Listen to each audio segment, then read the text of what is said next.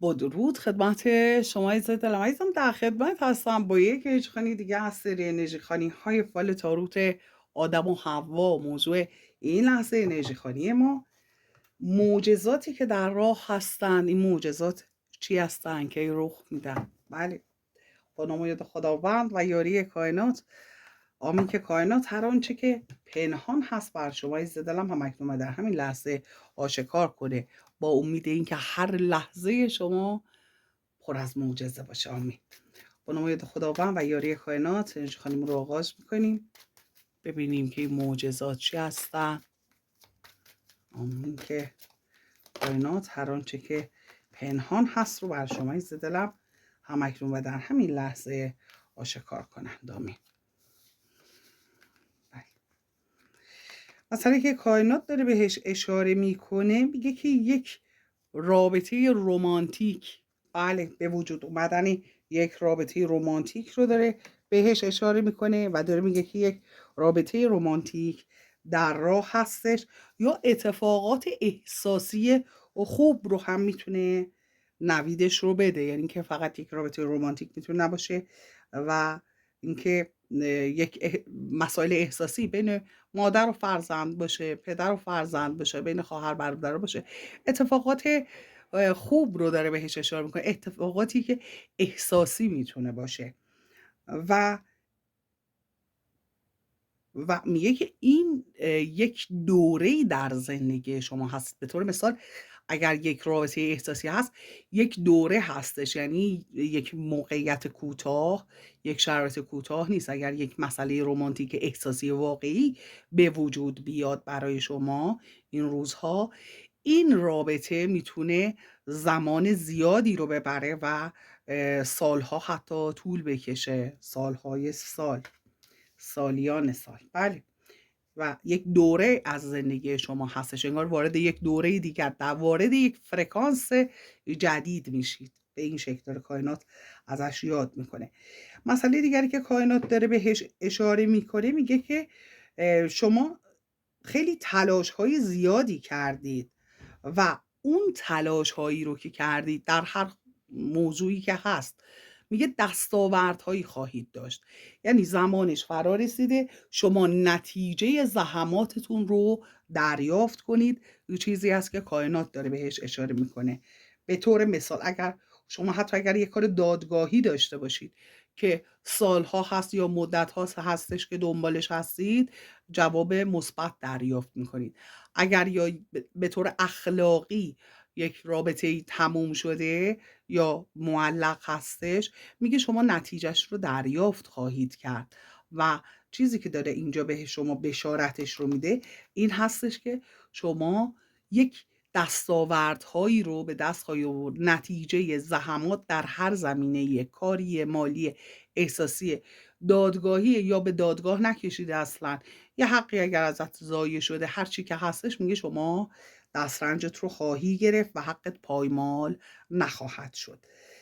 ولی مسئله دیگری که کائنات داره بهش اشاره میکنه، میگه که یک شروع جدید رو داره نویدش رو میده. همش روی این هستش که فرکانس داره تغییر میکنه، وارد فرکانس معجزه داری میشه عزیز دل من.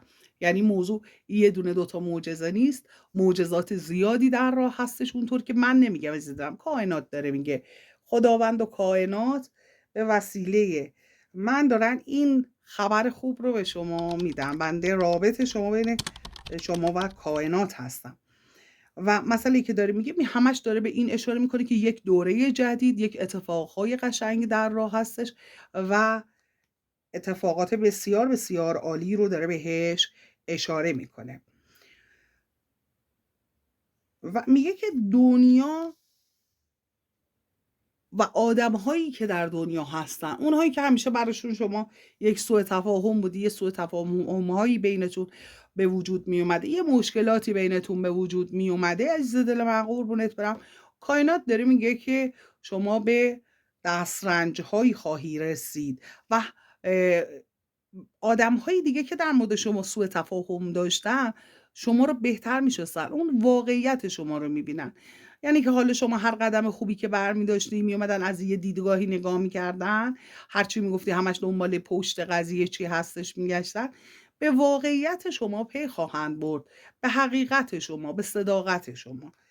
و اینکه میگه به هدفت خواهی رسید و خیلی نزدیک هستش. چون yakınsınız میگه خیلی نزدیک هستی به اینکه به هدفت برسی، به هدفت نزدیک شدی، به خواستت، به امید خداوند و کائنات به زودی زود به خواستت خواهی رسید و اون چه که میخوایی اتفاق میفته، به هدفت نزدیک هستی. بنابراین روزهای خوبی در راه هست عزیز دل من.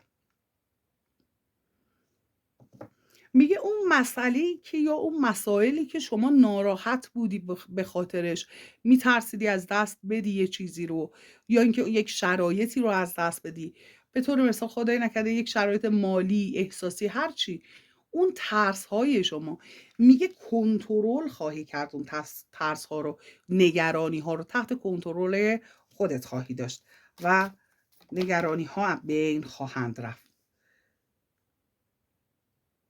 و میگه به قدرت خودت اعتماد داشته باش، به نیروی نهانی و درونی خودت اعتماد داشته باش.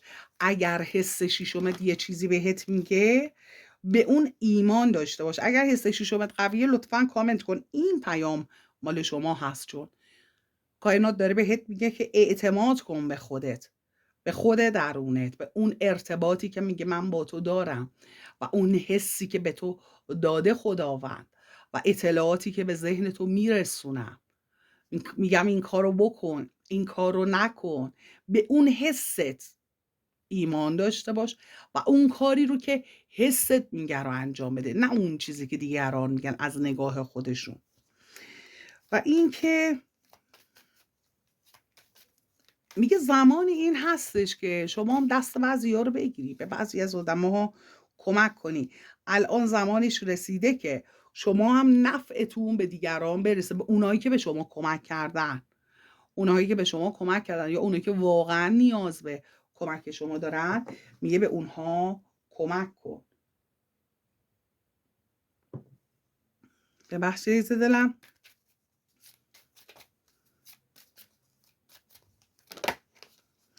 و میگه در اینجا خیلی کلیدی داره باهاتون صحبت میکنه.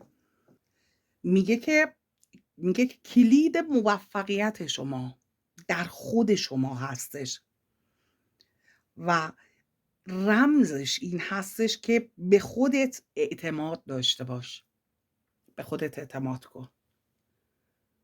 اگر یه موقع‌هایی مثلا میخوای یه کاری بکنی، نگران هستی که اگر من این کار بکنم اشتباه از آب در بیاد، پس بیام با اینم حرف بزنم، به اونم حرف بزنم. شاید این آدمایی که شما باشون میری و اطلاعاتت رو شیر میکنی، یا حالا بهتر بگم به اشتراک میگذاری، مشورت میکنی، شاید همه اینها نخوان موفقیت شما رو و اشتباه شما رو راهنمایی کنن.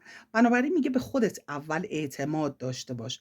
یکم نفس عمیق بکش، یه 7 نفس عمیق بکش، 7 دقیقه به هیچی فکر نکن و 7 دقیقه تصویر سازی کن.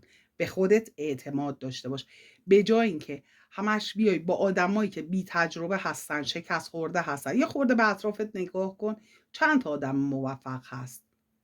خب حالا از بین اینا چند تاشون ظاهری موفقن و در باطن خودشون مشکلاتی دارن. خب حالا چند تا آدم موفق موند؟ جان من کامنت کن. اگه کسی نمونده بنویس هیچ کس نموند. اگرم 1 نفر 2 نفر مونده بگو، ولی وجدانی بگو، انصافی، یعنی واقعیتش رو بگو.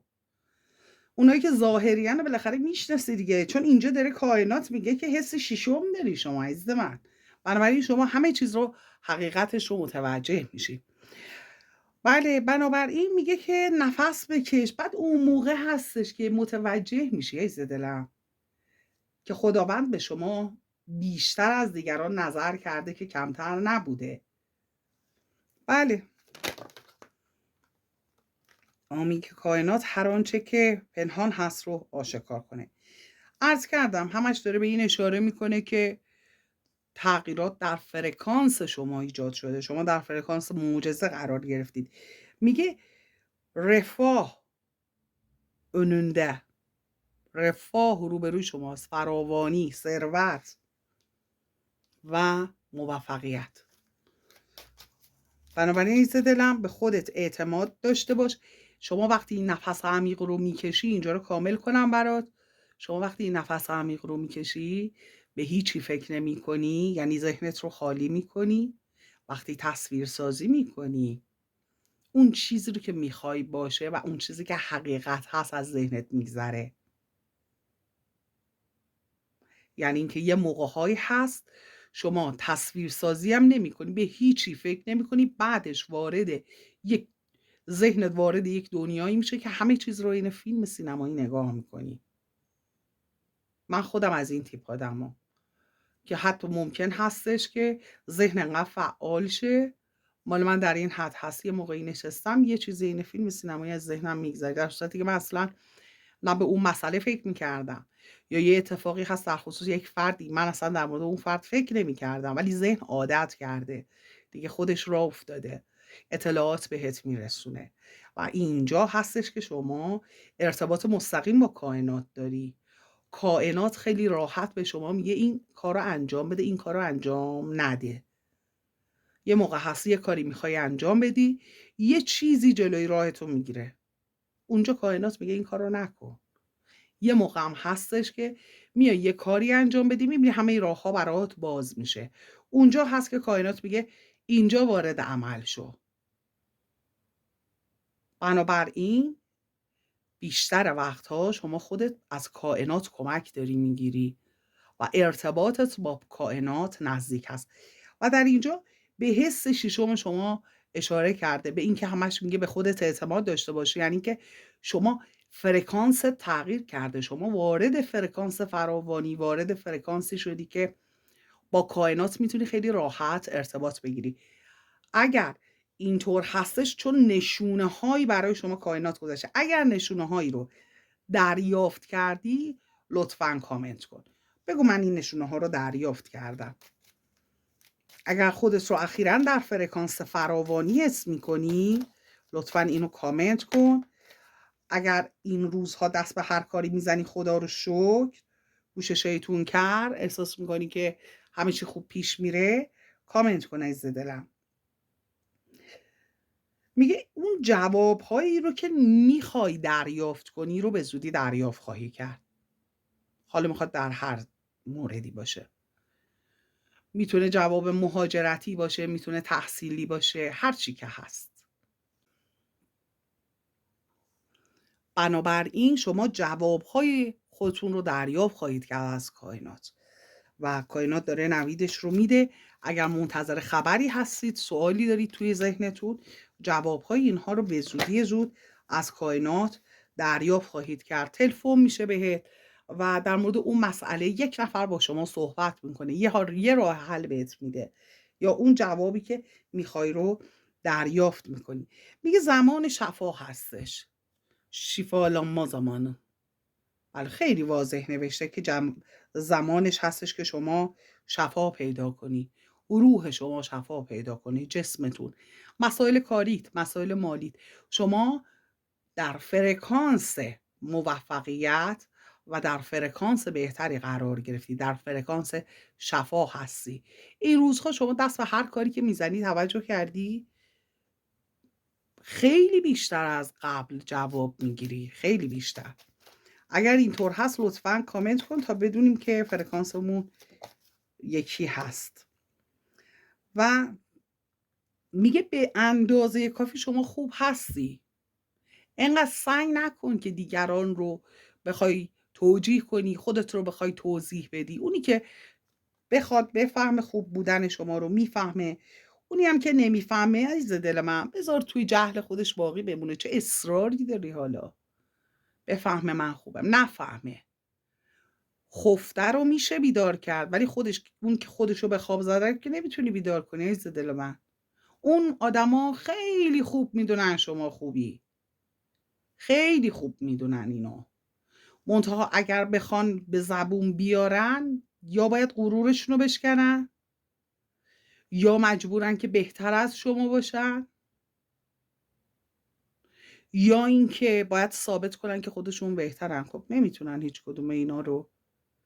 چرا وارد یک مسابقه‌ای بشن که میدونن خودشون بازندش هستن؟ چرا خودشون رو وارد یک رقابت کنن؟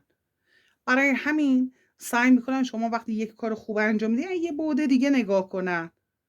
دقیقاً هم میدونن شما خوبی. کائنات هم داره میگه به اندازه کافی خوب هستی. هر کاری هم که دستت برمیاد برای آدمو انجام میدی. با کسی هم کاری به کارت نداری. هم کار به کارت دارن. دیگه چی؟ دیگه قراره چی باشی شما برای اونا؟ میخوان قبول کنن به زبون بیارن، میخوان قبول نکنن به زبون نیارن. اصلا مهم نیست.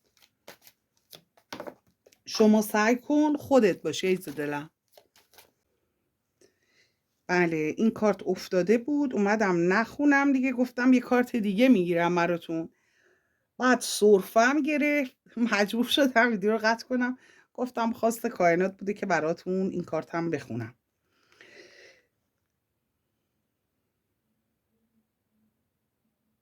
ولی میگه که یک برنامه ریزی هایی بکنید و طبق برنامه پیش برید. حالا این خواسته کائنات هستش. اگر برنامه ریزی کردی این روزها فکر میکنی که مسائل بهتر داره پیش میره، بله نشانه هایی دریافت کردی لطفاً کامنت کن. و میگه زمانش رسیده که حرکت کنی و یه خودی نشون بدی. قربونت برم. ببینیم این دک چی میخواد بگه.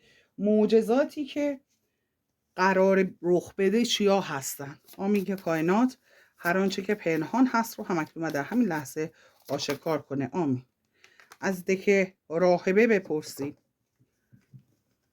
دک ماها که خودش گفت همه چیز رو. و دک راهبه میگه در طالع شما ثروت و فراوانی و برکت تالی. خیلی واضح نوشته. در طالع شما ثروت، فراوانی و برکت وجود داره. عزیز دل من قربونت برم. نگران هیچی نباش. طالعت بلنده، ثروت هست، فراوانی هست، برکت هست و میگه شما فردی هستی که یک چیزهایی به وجود میاری. مثلا بعضی آدم ها هستن که از دیگران استفاده میبرن. نمیخوام بگم سوء استفاده یه چیز دیگه است. و بعضی از آدم ها هستن که زحمت میکشن، کمک میکنن و شما رو به عنوان فردی که میتونی کمک کنی داره اینجا معرفی میکنه. و میگه که شما رو به پیشرفت هستی و تحت محافظت کائنات هستی. کائنات داره ازت محافظت میکنه. همین الان یه لحظه نگاه کن ببین توی این روزهای اخیر چند بارش رو یادت میاد که میتونسته یه اتفاقایی بیفته، خدای نکرده خوب نبوده و نشده. کائنات چون نخواسته، خداوند نخواسته اون اتفاق بعد بیفته. بله راههای روشن، یک امید. میگه راهها برات روشن میشه. پیش خودت فکر میکردی چه کار کنی بهتره، بهترین راه و کائنات میذاره جلوی پات.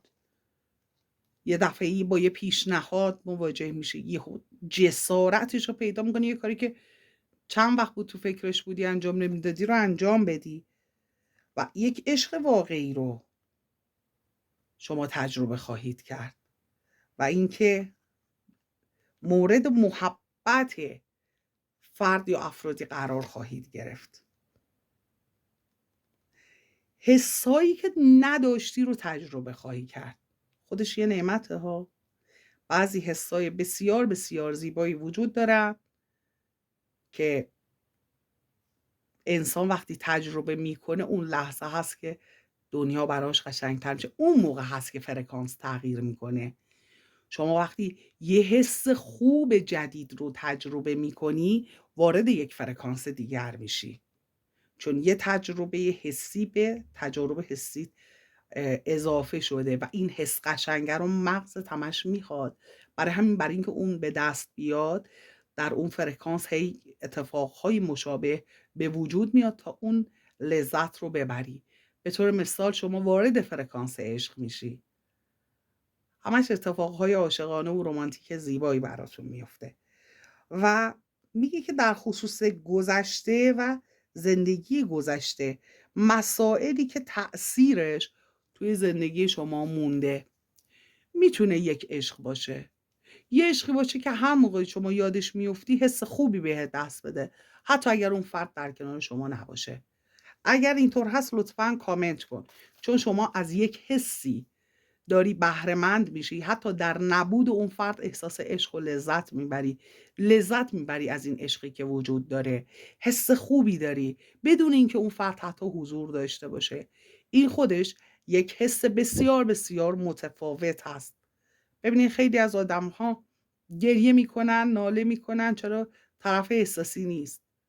و اگر شما این حس اضافه رو داشته باشی که حتی اون نیست، اون حس عشق به شما لذت بده، احساس کنی که این عشق چقدر زیباست با وجود نبود این فرد، این خودش یک حس متفاوت هست که این حس رو کمتر کسی میتونه تو زندگیش تجربه کنه.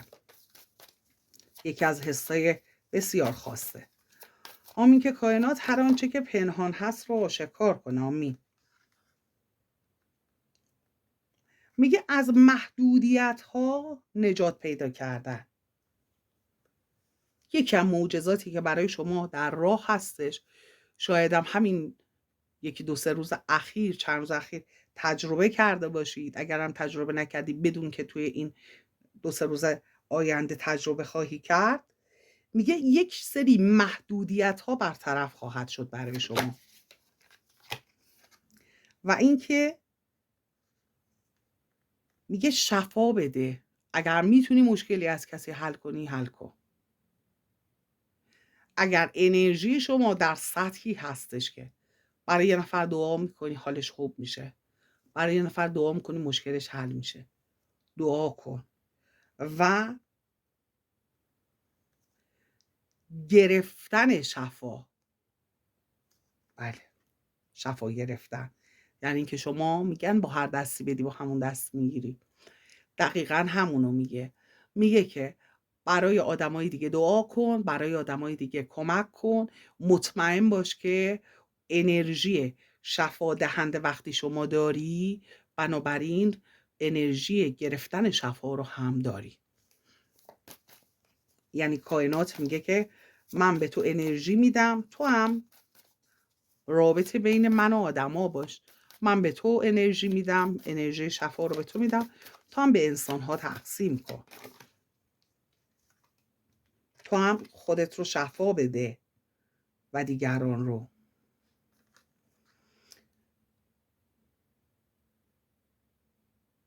ولی معنای فراوانی، معنای بیشتر،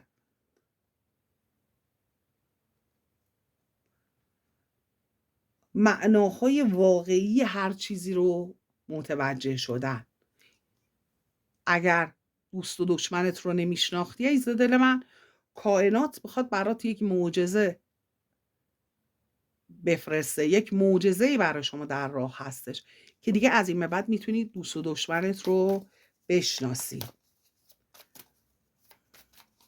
فکر نکنی که من اگه میخوام تنهایی در بیام باید 1000 نفر، 100 نفر، 50 نفر دورم باشن. این رو متوجه میشی که 2 نفرم شما دوست داشته باشی، از تنهایی میتونی در بیای. بهتر از اینه که یه عالم آدم دورت باشن و ندونی که اینها کی هستن. و اگر هر چقدر رو دوستات کمتر باشن عزیز دلم، نشون میده که شما فرد پرمحتواتری هستی، چون شما فردی هستی که میتونی انتخاب کنی، نه اینکه همش انتخاب بشی. و اینکه هدفت رو میدونی، آدم‌ها رو میشناسی. یعنی اگر دوستای کمی داشتی، یعنی که شما در درون خودت زندگی میکنی، به شکوفایی فکری و روحی رسیدی. این نشون دهنده بدی نیست، نشون دهنده معذرت میخوام چیز بدی نیست. بله میگه روح اشی، جفت روحیت رو پیدا میکنی و اگر جفت روحی داری نشانه هایی دریافت خواهی کرد که متوجه خواهی شد این فرد جفت روحی شما هستش.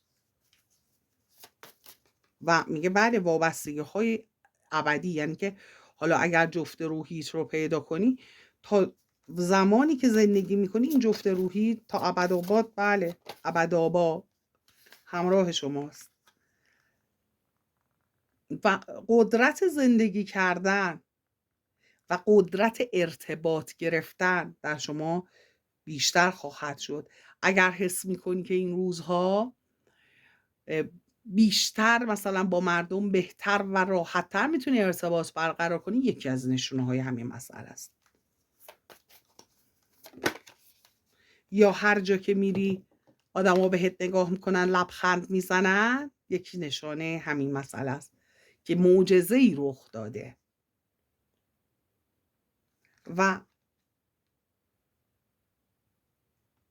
یک سری مسائل برای شما آشکار شدن، از یه سری وابستگی ها رها شدن رو داره توی این معجزات بهش اشاره میکنه. از دل من آمین که کائنات هر آنچه که پنهان هست رو آشکار کنه. میگه یاد گرفتن و شاد بودن، سوینج، حتی به معنای ذوق کردن، ذوق زده شدن. یعنی اینکه یک حالا ما شادی داریم، یه ذوق زده شدن داریم. ذوق زده شدن همون میتونیم بگیم حالا مثلا یه حسی مثل همون حس سورپرایز، یه شادی بیش از حد. و از نظر سانات و موزیک، بله از نظر احساسی، حالا شما هر وقت این انرژی خانه نگاه میکنی دقیقا از مال همون لحظه هست. ولی خب دیشب مثلا حالا ببخشید امشب مثلا حالا شاید اعیاد باشه، از دلم یه موقعی هست موقع انرژی خانی میگیم شاد باشین یا مثلا برای به خودتون توجه کنید. یه دفعه خب من برای امروز انجام دادم، بعد یادم افتاد که حالا تاسوعا هستش و حالا نمیدونم شاید سوء تفاهمی یه موقع پیش بیاد، هوا میگفته شاد باشین و اینا. بله ولی خب اینجا داره میگه شاد بودن رو داره بهش باز اشاره میکنه. حالا نه اینکه همین الان داره میگه یعنی حال دل شما تغییر میکنه، اینکه شما شادی رو در چی ببینی. و بله یک جابجایی انرژی رو داره بهش اشاره میکنه و فعال شدن قدرت‌های درونی شما.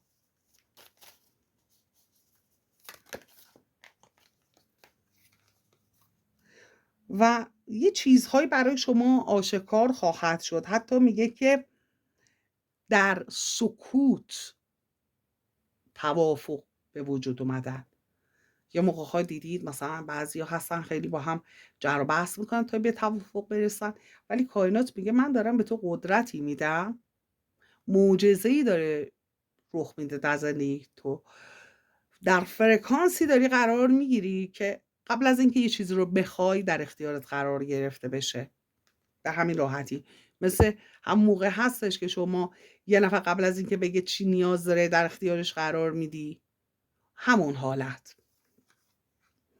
و اینکه از سیاهی ها به روشنی ها حرکت کردن، سرنوشت شما، شرایط اطرافتون، جو اطرافتون، انرژی اطراف شما، از ابهامات، سیاهی ها چی، اتفاق های خدای نکرده ناراحت کنند، انرژی های که نمیخوایم اسمشون رو بیاریم، به سمت روشنی رفتن، ابهاماتی که برطرف میشن، اتفاقهای قشنگی که رخ میدن، امیدوار شدن. اگر یه موقعی خدای نکرده احساس میکنی توی کارایی، توی مسائلی، توی افکاری گیر کردی، به روشنی رسیدن و از نظر روحی به آزادی فکری و روحی رسیدن. و اینکه اطلاعات شما بالا خواهد رفت. و به یک خانوم داره اشاره میکنه با کمک یک بانو که میتونه مادر شما باشه یا فردی که قلباً به شما علاقمند هست. آمین که کائنات هر آنچه که پنهان هست رو همکنون در همین لحظه آشکار کنه. کارتای زیادی بهمون داد، یک کارت میخوایم. آمین که کائنات هر آنچه که پنهان هست رو همکنون در همین لحظه بر شما عزیز دلم آشکار کنه. فرشتگان مقرب، بله خب 2 تا کارت بهمون داد از گابریل بزرگ و فکر میکنم میکائیل، بله میکائیل بزرگ، ابرفرشتگان. ببینیم که چه مسائلی رو میخوان آشکار کنن و چه معجزاتی در راه هستش از نگاه ابرفرشتگان، یا اینکه بهتر بگیم ابرفرشتگان توی این معجزات چه نقشی دارن. میگه یک مشکلی که حلش خواهید کرد.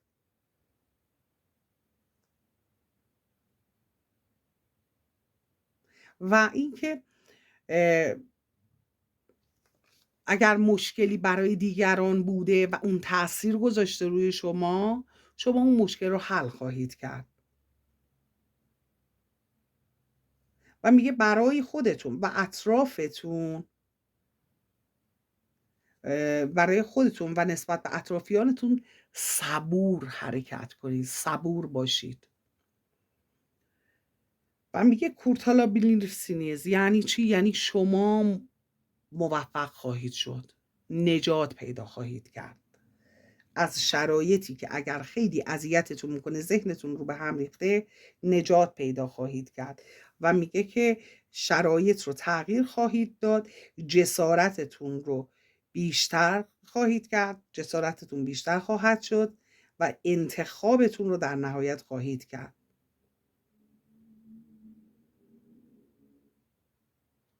و میگه که شرایط رو به صورت بسیار شفاف خواهید دید، مسائل رو به صورت بسیار شفاف. اگر ابهاماتی وجود داره همه چیز برای شما میخواد آشکار بشه. آمین که کائنات هر آنچه که پنهان هست بر شما عزیز دلم آشکار کنه. از این که ابرفرشتگان هم میخوایم یک توضیحی بگیریم. بله، آمین که کائنات هر آنچه که پنهان هست رو آشکار کنه. میگه در حال پیشرفت هستید، در حال اوج گرفتن هستید و میگه دارید پرواز میکنید، دارید اوج میگیرید. میگه ممکن هست این باعث چه بعضی خوششون نیاد، قربونت برم مثل همیشه. و میگه فقط میگه فقط یه خورده سعی کن تو هم متواضع تر باشی. یعنی که در مورد این موفقیتت خیلی حرف نزن که این بند خداها، این مادر مرده ها قصه نخورن عزیز دلم، که بخوان چوبلا چرخت بذارن، حسودیشون نشه.